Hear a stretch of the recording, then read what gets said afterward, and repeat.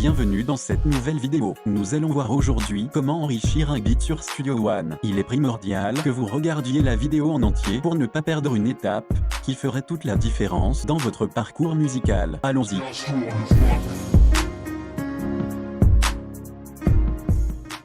Bonjour tout le monde, j'espère que vous allez bien. Je m'appelle CastroTrack, je suis producteur et ingénieur son virtuel, le seul et l'unique sur Terre.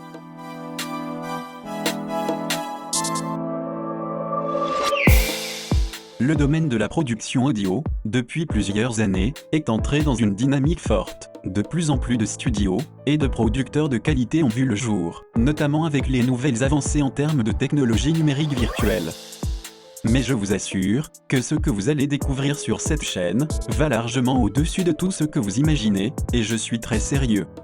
Si vous me découvrez pour la première fois, n'hésitez surtout pas à mettre un pouce bleu sur cette vidéo, mais aussi de vous abonner à la chaîne et d'activer la cloche de notification pour ne rien rater des futures vidéos qui vont être absolument incroyables. Alors, beatmakers, producteurs, compositeurs, ingénieurs de son, tenez-vous prêts, vous allez en avoir pour votre temps. C'est parti! Vous êtes sur Tuto Beatmaking, la toute nouvelle chaîne dédiée et consacrée entièrement au beatmaking sur Studio One. Nous publions une nouvelle vidéo chaque mercredi à minuit, donc pour les nouvelles, rejoignez l'aventure maintenant en vous abonnant à la chaîne. Le contenu dont vous allez avoir droit est unique au monde, j'appuie dessus, car ce que vous allez apprendre tout au long sur cette chaîne, personne ne vous l'a jamais enseigné. Alors pour notre sujet d'aujourd'hui, les deux précédentes vidéos avaient pour thème comment faire un beat et comment structurer un beat sur Studio One. La troisième phase est celle de l'enrichissement, d'où cette vidéo. Si vous voulez savoir comment composer ou structurer un beat sur Studio One, je vous mets le lien des deux précédentes vidéos en description. Je vous recommande très fortement de les regarder, car ce qui a été dit dans ces vidéos, personne ne vous l'a jamais dit, surtout la première vidéo sur comment faire un beat sur Studio One. Allez-y donc faire un tour après cette vidéo, et je vous assure que vous ne le regretterez jamais. Bien. Une fois que ceci a été dit, nous pouvons attaquer. Enrichir un beat, c'est lui apporter des différents éléments supplémentaires de mise en forme. Ces éléments d'embellissement sont de 4 types. Des éléments de type transition, de type FX, de type roulade, et de type automation. Nous allons donc commencer par la première catégorie, les éléments de type transition.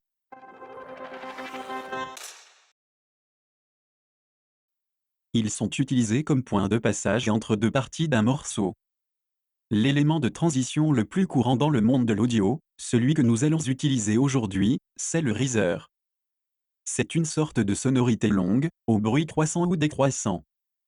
Je vous fais écouter un exemple. Voilà donc. Maintenant, nous allons choisir un riser, qui va servir de transition entre l'introduction et le premier couplet. Choisissons le bon.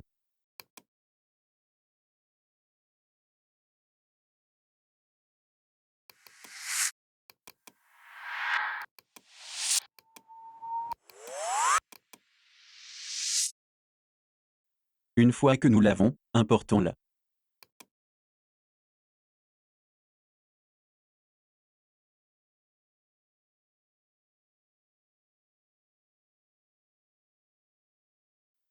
Nous allons ajouter également un autre riser, mais de type reverse, pour ajouter plus de timbre à la transition. Faisons le choix. Une fois fait, importons-le au même endroit, pour que les deux risers jouent en même temps.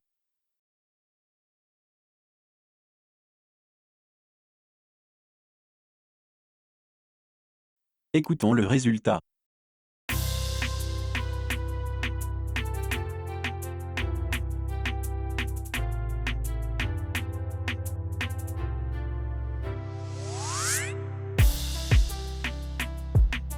Super. Nous allons également choisir deux autres risers, pour la fin du premier couplet.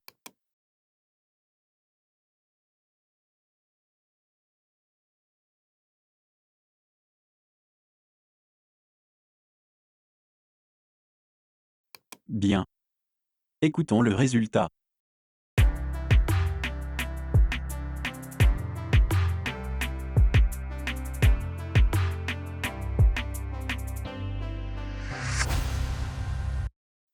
Parfait.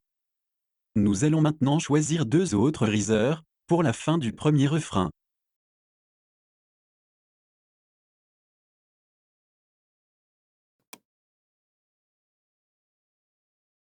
Une fois choisi, nous faisons les réglages.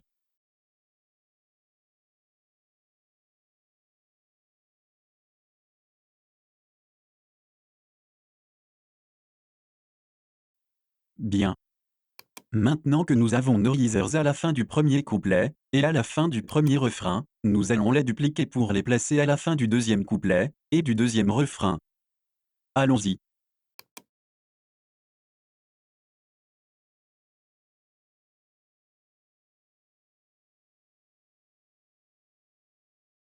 Nous avons terminé avec le premier élément d'embellissement, à savoir les risers, que vous pouvez utiliser comme connexion entre vos refrains et vos couplets. Nous allons passer maintenant à la deuxième catégorie d'éléments de mise en forme, les FX.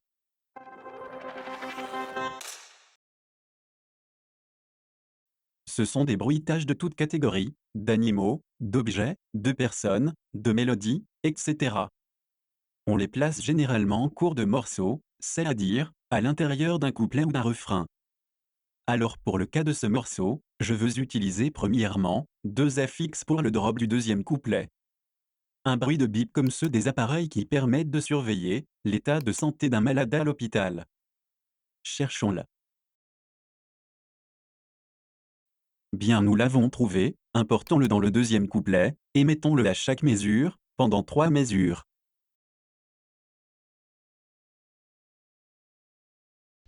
Exactement comme ça. Puis nous allons ajouter le deuxième FX, juste après le drop. Cette partie va représenter une personne malade, sur un lit d'hôpital, qui rien qu'en entendant cette musique a retrouvé la santé. Il faut toujours, lorsque vous composez un morceau, identifier dans votre esprit le moindre élément que vous voulez ajouter, et savoir pourquoi vous le faites. Nous allons ajouter le deuxième FX, qui sera un bruitage de bruit sourd, comme une sorte d'explosion. Cela va marquer le retour à la réalité. Une fois qu'on a trouvé le FX qui correspond à notre attente, importons-le. Plaçons-le juste au début du deuxième couplet, puis abaissons le volume. Toujours abaisser le volume des samples que vous importez, car ils ont généralement un niveau sonore très élevé. Bien. Écoutons le résultat.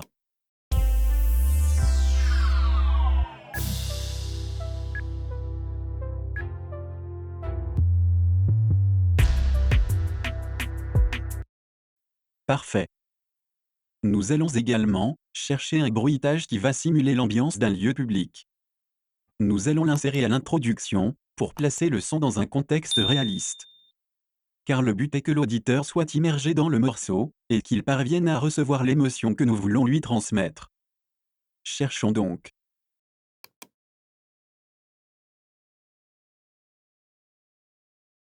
Une fois que nous avons trouvé le bon, importons-le à l'introduction,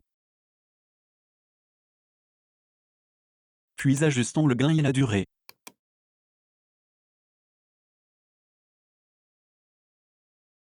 Écoutons le résultat.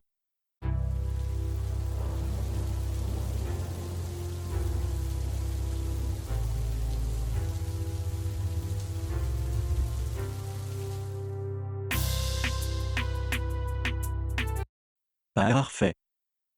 Bien, nous avons terminé avec le deuxième élément d'embellissement, à savoir les FX.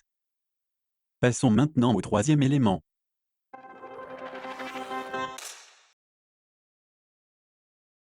La troisième catégorie d'éléments de mise en forme est les roulades. Il s'agit d'une combinaison d'éléments percussifs, que l'on positionne à la fin d'un couplet, ou d'un refrain, pour annoncer la transition. C'est donc ce que nous allons faire maintenant.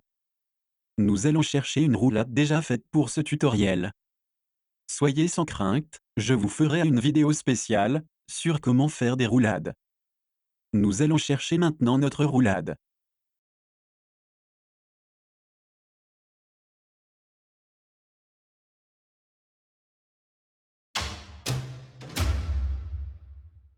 Bien. Une fois que nous l'avons trouvée, nous allons la mettre à la fin du troisième couplet, puis nous allons l'éditer de manière à ce qu'elle cadre comme nous le voulons au refrain.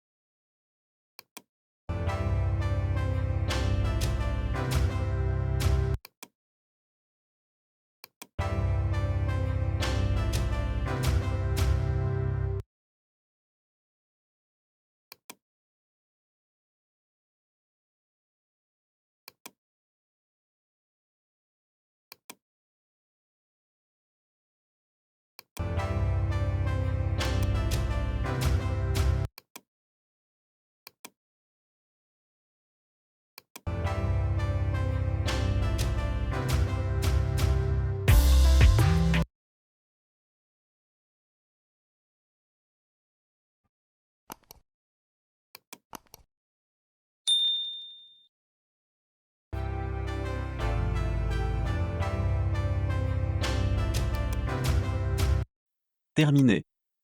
Écoutons ensemble ce que ça donne.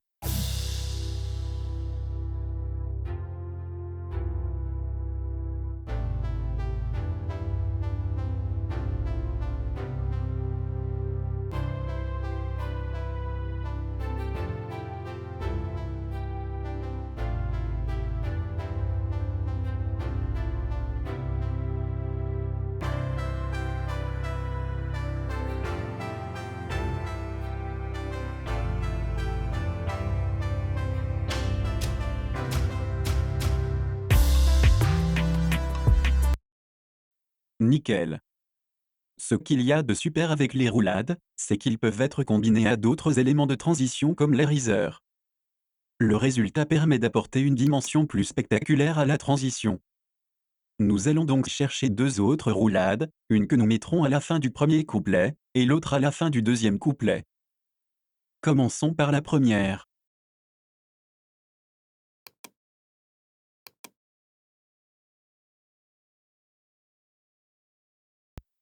Une fois que nous l'avons, importons-la, puis faisons les réglages pour l'uniformiser au beat.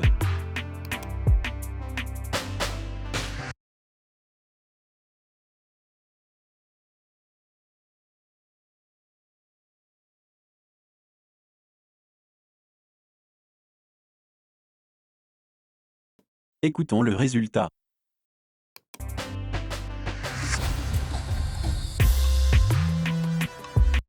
Super. Passons à la deuxième, la roulade du deuxième couplet. Sélectionnons la bonne, puis importons-la, à la fin du deuxième couplet, et maintenant faisons les ajustements.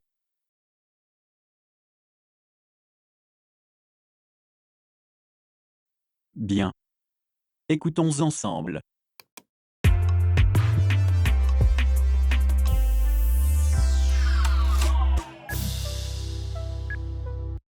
Propre. Nous avons terminé avec le troisième élément d'embellissement, à savoir, les roulades. Passons maintenant au quatrième et dernier élément.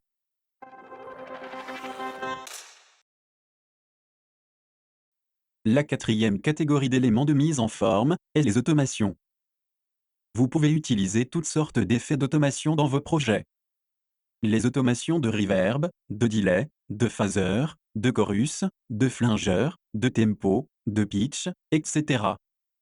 Je vous ferai une vidéo spéciale automation qui vous expliquera toutes les automations possibles sur Studio One. Aujourd'hui, pour ce tutoriel, nous allons faire une automation de reverb. Nous allons à la fin du deuxième couplet, faire l'automation qui va progressivement noyer les mélodies de la fin du refrain, dans la reverb. Pour cela, nous allons sélectionner à gauche, toutes les pistes de nos mélodies.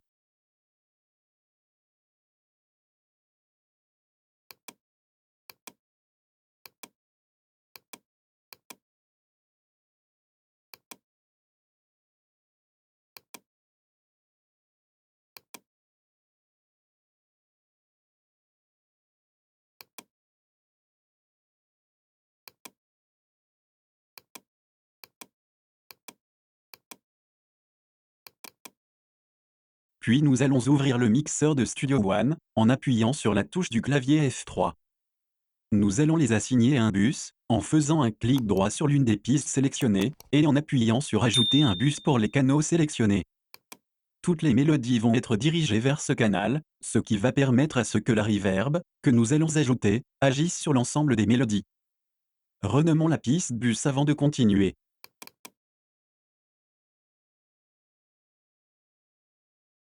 Bien. Sélectionnons donc maintenant, dans les effets natifs de Studio One, le plugin Roomverb.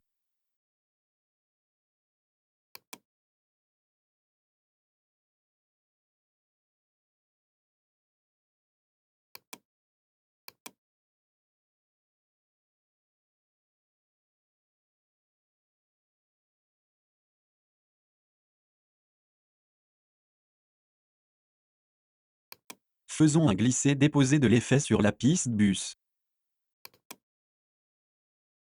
Maintenant nous allons ajuster les paramètres de taille de la reverb, de dampness, puis mettre le mix à 0. En haut à gauche du plugin, là où il est écrit « Auto Off », nous allons cliquer dessus, et passer à Écriture. De cette manière nous allons pouvoir, lorsque nous allons cliquer sur enregistrer, créer une automation de toutes les manipulations que nous ferons sur le plugin. Mettons le curseur de temps sur la deuxième partie du refrain, puis lançons l'enregistrement.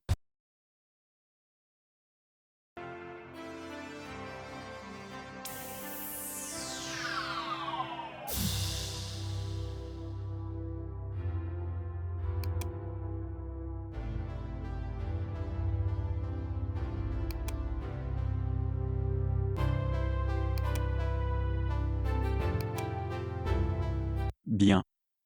Vous pouvez donc voir que notre automation de reverb a été créée.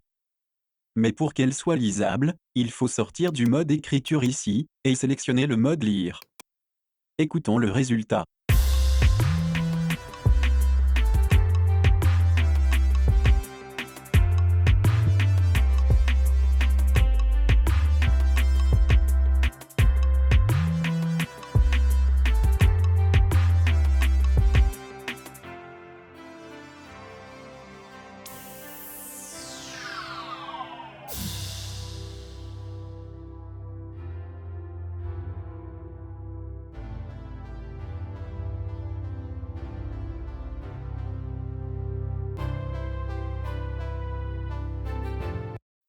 Parfait.